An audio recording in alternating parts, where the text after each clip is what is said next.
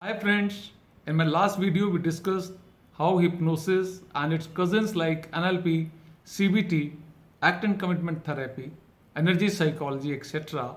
can transform our lives by changing the way we think, the way we feel, and the way we act. It is achieved by changing our self limiting and disempowering beliefs and perceptions.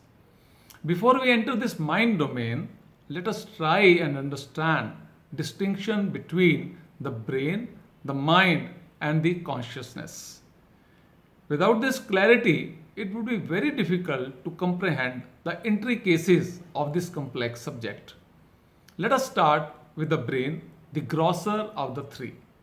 Brain is a physical organ made of flesh and blood and uses physical nutrients and oxygen etc. for its survival and functioning. In the body, it works as a central command station and to communicate with the rest of the body, it uses the language of electrical impulses, chemical reactions and hormonal release.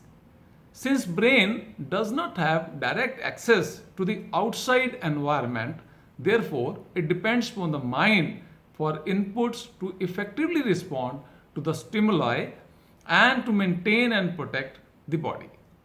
Brain has three parts. One, which is the latest in evolution, neocortex or the prefrontal cortex.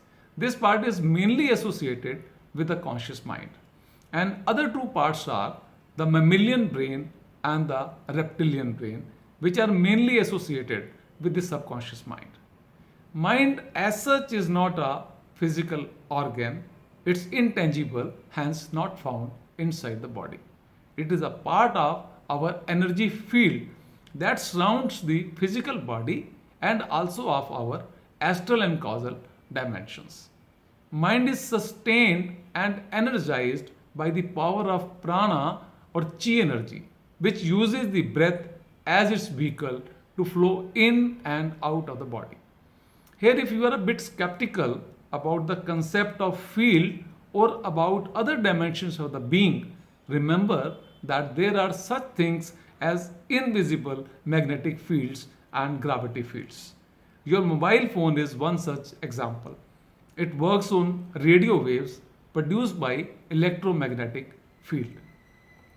Even our brain has a magnetic field produced by electrical currents occurring naturally in the brain and which can be measured by magnetoencephalograph without attaching any electrodes or wire to any part of the body. And what if I tell you that our heart also produces a rhythmic electromagnetic field that can be measured several feet away from the body by sensitive magnetometers?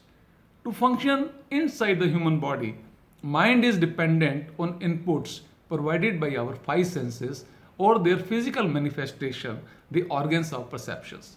When we stand in front of the mirror, we perceive our body to be a single entity, but in reality, it is a community of 60 trillion independent cells, of which each cell can generate its own electricity, has its own brain, and its own respiratory, digestive, excretory, and nervous system.